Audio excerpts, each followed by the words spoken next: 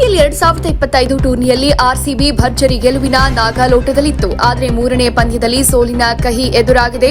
ತವರಲ್ಲೇ ಸೋಲು ಅನ್ನೋದು ಅಭಿಮಾನಿಗಳ ನಿರಾಸೆಗೂ ಕಾರಣ ಆಗಿದೆ. ಗುಜರಾತ್ ಟೈಟಾನ್ಸ್ ವಿರುದ್ಧ ಆರ್ಸಿಬಿ 169 ರನ್ ಸಿಡಿಸಿದ್ರೂ ಸಾಕಾಗಲಿಲ್ಲ. ಚಿನ್ನಸ್ವಾಮಿ ಕ್ರೀಡಾಂಗಣದಲ್ಲಿ ಅಲ್ಪ ಮೊತ್ತವನ್ನ ಡಿಫೆಂಡ್ ಮಾಡಿಕೊಳ್ಳೋಕ್ಕೂ ಸಾಧ್ಯವಾಗಲಿಲ್ಲ. ಹೀಗಾಗಿ ಆರ್ಸಿಬಿ ಸೋಲು ಒಪ್ಪಿಕೊಳ್ಳಬೇಕಾಯಿತು. ಗುಜರಾತ್ ಟೈಟಾನ್ಸ್ 8 ವಿಕೆಟ್ ಗೆಲುವು ಕಾಣ್ತು. ಆರ್ಸಿಬಿ ಸೋಲಿಗೆ ಹಲವು ಕಾರಣ ಇದೆ. ಈ ಪೈಕಿ ಎಲ್ಲರೂ ಒಟ್ಟು ಮಾಡುವಂತಹ ಬ್ಯಾಟಿಂಗ್ ಅಬ್ಬರ ಕೊರತೆ ಪ್ರಮುಖ.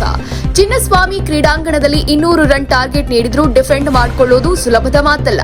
ಹೀಗಿರುವಾಗ ಆರ್ಸಿಬಿ 169 ರನ್ ಸಿಡಿಸಿರೋದು ತೀವ್ರ ಹಿನ್ನಡೆಗೆ ಕಾರಣ ಆಗಿದೆ.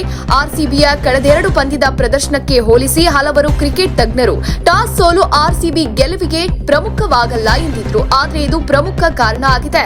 ಗುಜರಾತ್ ಟೈಟಾನ್ಸ್ ವಿರುದ್ಧ ಟಾಸ್ ಸೋಲು ಆರ್ಸಿಬಿ ಸೋಲಿಗೆ ಒಂದು ಪ್ರಮುಖ ಕಾರಣ. ಗುಜರಾತ್ ವಿರುದ್ಧ ಕಣಕ್ಕಿಳಿದ ಪಿಚ್ನಲ್ಲಿ ಮೊದಲು ಬ್ಯಾಟಿಂಗ್ ಅತ್ಯಂತ ಸವಾಲು. ಈ ಪಿಚ್ ಹಾಗೂ ಕ್ರೀಡಾಂಗಣದಲ್ಲಿ ಚೇಸ್ ಕೊಂಚ ಸುಲಭ. ಹೀಗಾಗಿ ಟಾಸ್ ಸೋಲು ತಂಡದ ಅರ್ಧ ಗೆಲುವನ್ನೇ ಕಸಿದುಕೊಂಡಿತು.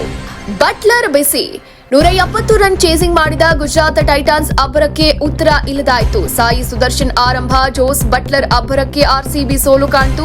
ಸಾಯಿ ಸುದರ್ಶನ್ 49 ರನ್ ಸಿಡಿಸಿದ್ರೆ ನಾಯಕ ಶುಭ್ಮನ್ ಗಿಲ್ 14 ರನ್ ಸಿಡಿಸಿ ಔಟ್ ಆದ್ರು. ಆದರೆ ಜೋಸ್ ಬಟ್ಲರ್ ಅಜೇಯ 73 ರನ್ ಸಿಡಿಸಿದ್ರು.